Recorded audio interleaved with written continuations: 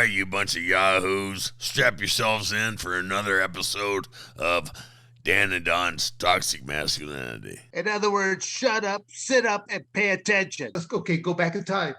When did you first get exposed to this MMA fight game, and when did you think that this was something that you wanted to try? When he was 2 years old, he saw Dan Severn fight. You guys introduced it to me. I believe. I want to say, Don, who fought in Globe? Which one of you fought in Globe? I did. You fought in Globe against the big old Indian dude. Yeah. Yep. So I was there. Uriah Faber fought that night. Yeah. California. I remember that. So I was there. I was probably 11 years old, 12 years old, 13 years old. And that's 1 hour. That's 50 minutes away from where I grew up. And then, but I was introduced to it like early 90s. My dad would have his little black box where you would steal the pay-per-views or get the pay-per-views. And I remember watching Tank Abbott. I remember watching live all these fights as a child. Not specific memories, but I do remember seeing it and being extremely intrigued. And then I never really thought about doing it until college. And at the time, they brought in so Donald Cerrone, George St. Pierre, Keith Jardine, George St. Pierre. They all came to our wrestling practice and wrestled with us. And I didn't do bad against them. And I understood that they were normal people and, like me. So I told my coaches I wanted to try it. So I took, on average, 1 to 3 amateur fights in between my college wrestling seasons. And I racked up 7 amateur fights while I was in college. And then as soon as I was done with my last wrestling match, NCAA, I took a pro fight. Wow, that was actually great timing on your part there. I mean, for it, because it's I try to promote that to wrestlers all the time because I'm big about trying to help. I'm big about trying to help wrestlers because I look at the sport of wrestling just as one of the hardest sports to ever be involved in, and you got the. Go ahead. I'm sorry. There's nowhere to go in wrestling. There's no career to be had. Correct. So I always looked at that wrestling is a tool to get you to college to maybe get your education paid for. I mean, that's kind of how I looked at it. It was my vehicle to get to college. And then once you're in college, because I tried, I went to both down and I went to Arizona State, then I went over to Oklahoma State on top of that. And basically, Arizona State's program, the state of Arizona itself has had a lot of MMA guys that have come out of it that have done very well for themselves. But Arizona State is very rich in the history of MMA fighters that have done well in the UFC and a lot of other MMA promotions. So I looked at not only can you get a good college, you got your degree and things of that nature out of college, but then once you in between your summer stuff with that, you can be doing submission grappling, you can be doing some MMA amateur matches, but then once your collegiate career comes to an end, now you can jump into it on the pro level and you can start doing MMA matches, you can do submission grappling submission grappling is submission grappling is even bigger than MMA for the sheer number of participants. Yeah, I agree. So you don't have to get punched in the face. It's brilliant. Right, exactly. Not everybody likes to be punched in the face. Yeah, as much as it does. Well, yeah, I mean, it's still a whole lot different. I mean, it's I remember when I did my very first match ever, I didn't tell any of my family members because I didn't want them to worry about me. I just simply said, I'm going to go off and wrestle this coming weekend. And I go, okay, but then I had a couple uncles that stumbled over a UFC. Well, one of them had to stumble onto the UFC, and then he calls over my parents' home and to try to let my father know that what one of his sons is about to do. And my dad's like, "What the hell?" And then all I know is when I finally got back home, I had that message to call your father. Now that's not exactly the message you want to have. Call your father. How old were you, Dan? Oh shit! I was 37 at that time. But I'll just put it like this: it doesn't matter how big and bad you are. You're still either mama's little boy or daddy's little boy, and it don't matter how big and bad you are. You're still going to be referred to by that. Yeah, when I was 30 years old, Becky Levi and I went over and told my parents, asked permission for me to go fight in the UFC 8. Really? Yeah. See, I never knew about that one. That's pretty funny. It's funny, but it's again that there's a term of respect there too. That the fact that you did something like that, you would ask your parents to go ahead with that. Yeah, my dad said we might as well support the boy. He's gonna do what he wants to do anyway. Yeah. So I don't know. I got to a point that I got to a certain age. These are things you have to look forward to there, Justin. That my father, because I have 7 other brothers and sisters. I'm second on the totem pole. They're all domesticated. They have real jobs. And my father asked me, well, I was probably, I'll say late 40s at the time. He goes, son, are you ever going to get a real job? my dad used to say that to me all the time too. I had to scratch my head. I had to rub my mustache a few times and put my hand on my chin and go, Dad, if I work this right, no. Yeah, exactly. Okay, Justin, my parents gave me a twin brother, put me in wrestling at 4, so this is all their fault. This is all their fault. So you got that one to fall back on too. Okay. I just say that you're having the time of your life because look at all the travel, look at all the cool things you get to do. Because it's not always about the competition, but it's kind of like going, know the fact that you like to snowboard. You can go do some fun snowboarding sessions. But look at because more and more people know about you, what you do.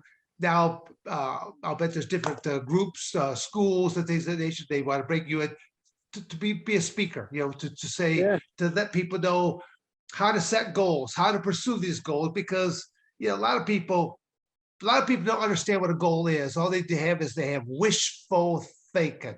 I wish I could do this, but they will never pursue it. Yeah, I mean, you go back, you tell kids they can be what you hear teachers and people tell kids they can be whatever they want. And that's ultimately true, but you can only be one thing, you can't be anything. And you can't, and once you choose, you can't jump ship when it gets hard or you lose or you fail.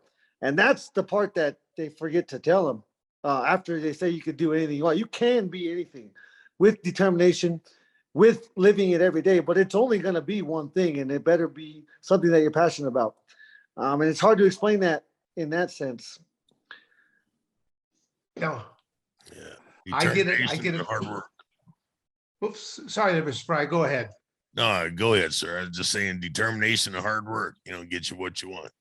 Yeah, no, again, I'd be chiming in, just saying all the same type of positive types of reinforcement that I do more speaking engagements now, and I do more instructional type of things as I travel around, because it's kind of going, maybe I'm no longer there at that youthful age to go out there to compete. But again, the mind is one of the best things, the best tools that you'll ever be given, and how to use your mind just so that you can take the least amount of punishment in a career. So, yeah. I always see Don Frye and I, we are kind of like that yin yang symbol. He liked to get ready and mix that up. Basically, I hate to say this to Justin, but you and Don have a whole lot more in common than what you and I have in common. Hey, styles make matchups. Every single one of us is different styles. So that's the most beautiful thing about this sport.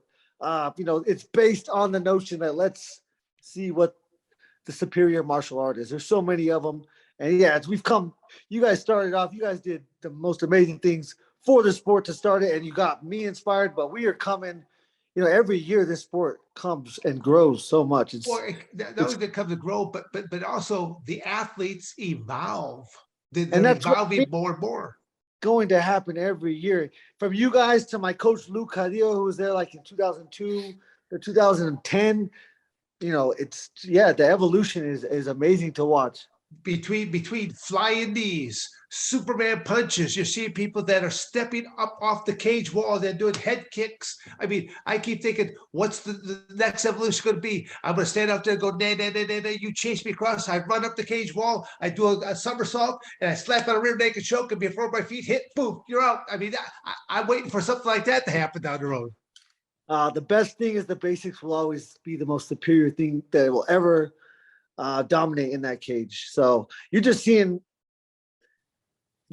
better technique and more principled technique, and that's the evolution of the sport for sure.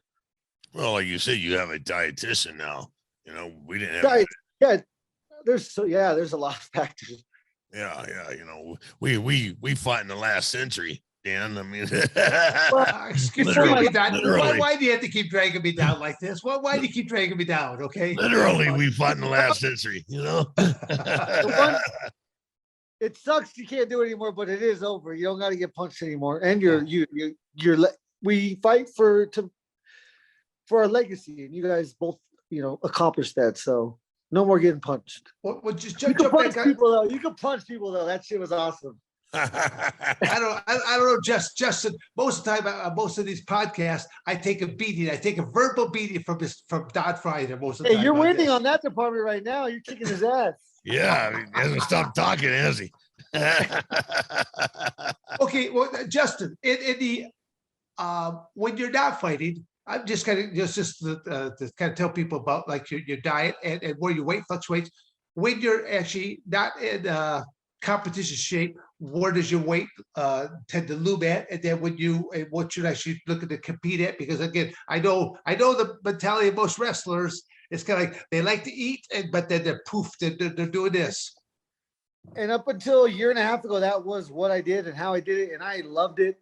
But now after this fight, I took 14 days. I ate whatever I wanted, whenever I wanted, and then I got her back. And I've only had it for this one camp. This is all brand new for me. It was the first time I never had to cut weight on the weigh-in day, so that was fantastic, and I felt fantastic in the fight. And ultimately, it just gives me more confidence walking, make me walk to the cage. Right. Yeah. One less thing to worry about, making weight. And one less thing to question yourself. You cannot lie to yourself. Did I eat the right nutrition? Did I get the right sleep? Did I give the right nutrition? And then if you're okay with that, then who gives a fuck what happened? Your weight class is 155, correct? Yeah, 155. Right now I weigh 173. Okay. And I weigh the same. So my weight's not flux. Right now I am working my hardest to keep weight on my body. Yeah. Because I'm eating so clean. I'm working so hard. And I've never eaten this clean, this consistently in my entire life. Give us some example, like what's a breakfast, lunch, dinner. So I want other people to understand what clean means. So let's see. Last night I had some seared scallops on like a bed of linguine in some like olive oil sauce, I guess. And then for breakfast every morning I have a smoothie. It's got about a pound of kale, some almond butter, frozen berries, yogurt, almond milk, a scoop of athletic greens, and then I drink a cold pressed green juice in the morning. So I get like, again, from compared to what I used to do, I'm getting like 100 times more servings of greens in the morning, like immediately. For lunch today, I had a filet mignon on like it tasted like, fuck they called grits. Yeah, some grits with some sauteed, and the steak was like, she marinated in like she roasted a green chili and some limes, and then blended that up, and then she put the steak in that for 24 hours, and then some some broccolini. So, do you put in like a request of what you're looking for, but or does she just know that what you're trying to eat clean? So she just surprise you, just say surprise me or what? It's a surprise, but so ultimately she took a lot of dairy and sugar out of my life. She calls it a low inflammation diet. I don't know. She uses, instead of processed sugar, we're using like monk fruit sugar, real maple syrup, stevia extract as sweeteners. Like I like Alfredo sauce. So when I'm in camp, if I want Alfredo, she'll make the sauce is a cauliflower base. She'll puree the cauliflower and then she'll season it. And so it's giving my brain it thinks I'm getting the creaminess, the texture. I'm not getting the butter or the milk. and there's, it's keeping the inflammation down, but I'm still getting what I like, so I'll have her make things like that. But she's certified. I got lucky. She runs like a wellness center, and she designs the menus for this place. And yeah, she used to do this in LA, and she was looking to do it again. And I just happened to have a conversation with her. So I'm her only client, but her knowledge is definitely, I don't say a word because I don't know shit. Yeah. Well, again, I'm actually trying to do more and more of that as an athlete gets older. I've tried to do away with a little bit more inflammation, because as you get older, you get more aches and pains. Whatever injuries you got early in life, they come back to haunt you a little bit later. It's kind of like going, I'm trying to eat a lot cleaner, like what you said right there, to try to cut a lot of these sugars and things of that nature, because it's bad. It's inflammation. Instead of tortillas, we're using almond flour tortillas. We're using, I can tell you right now what to use. She got it all right here. I don't know what the hell she uses. Justin, let me ask you. Okay, Justin, while we're here right now, are we talking to you in your home right now? Yeah, we're in my house. Okay. Yeah, there's all kinds of tapioca flour. I don't even know. Shit, I've never heard of. Makes it work. Yeah. Well, again, it's a side salad, like a small side salad with some balsamic vinegar, because I love balsamic. Every dinner. I never ate. Wrestlers hate salads. Hell no, I don't want salads. I'm not a rabbit. That's what we ate our whole life. We don't eat salads, but now I enjoy eating salads with, real vegetables in it instead of iceberg lettuce. Yeah. It's cool. I'm enjoying it. Yeah, and it's a lot less to worry about. She does all the shopping. She gets all the groceries. So yeah, it's way better. Don Frye is still like a prehistoric, a man himself. He just wants that big chunk of meat, and it's got to be. I think it's still twitching a little bit. That's Don. I'm right there. I eat a lot of meat. I think we're having lamb chops tonight. I hope so. I'm not sure though. Extra rare, Clarice. I tell her she does. She cooks it medium rare for sure. No more than that. Thank you for watching another episode of Dan and Don's Toxic Masculinity. You better like, subscribe, and share, or I'm going to come to your house.